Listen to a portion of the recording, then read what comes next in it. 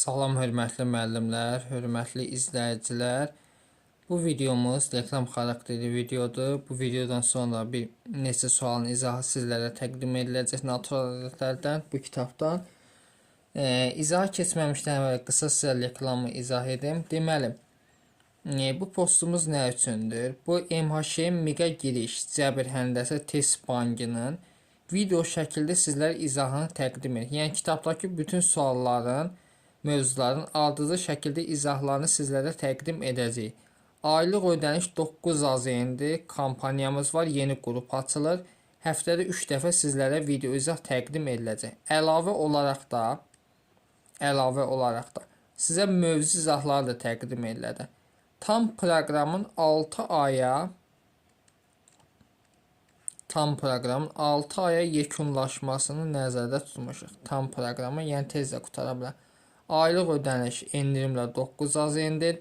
Qeydiyyatdan keçmək üçün 051 552 15 77 nömrəsini WhatsApp-dan yazıb gec olmadan qruplara qoşula bilərsiniz. Salam, natural ədədlər dərs 3-dən davam edək. 111-ə kimi izah etmişdik. İndi isə 112-dən başlayaq izah etməyə. Deməli, A və B natural ədədlər üçün AB bərabər 180, əbob AB-ni 3 verib. Deməli, əbob AB 3-dürsə, fikir verin. A-ya 3x desəm, B-yə 3y desəm, hər ikisinin ortaq nədir? 3-dür. Deməli, AB hansı 180-dir mi? Yazaq 3x vur 3y bərabər 180.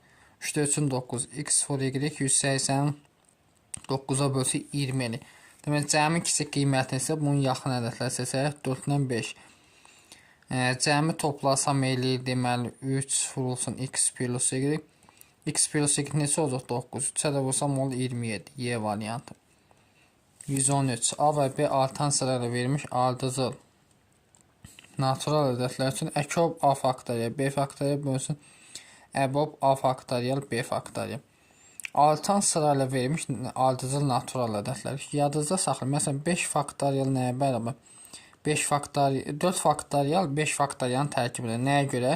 5 faktorial yaza bilərəm, 4 faktorial vursun 5 şəklində. Ona görə də indi B faktorial A faktorialdan böyükdür.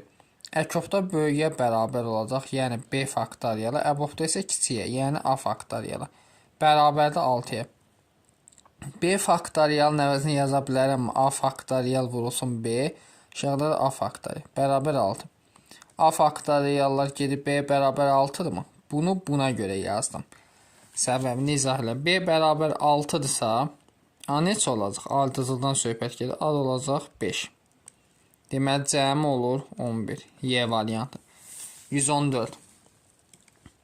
A və B ardıcıl cüt ədədlər olarsa, ardıcıl cüt ədədlərin yadınızda saxlayın. Əkobu onların hasilinin yarısına bərabərdir. Əbobu isə 2-yə bərabər. Deməli, əkobda olacaq 4 vur AB bölü 2. Üstə yer əbobda da 2-yə bərabər olacaq. 3 vur 2.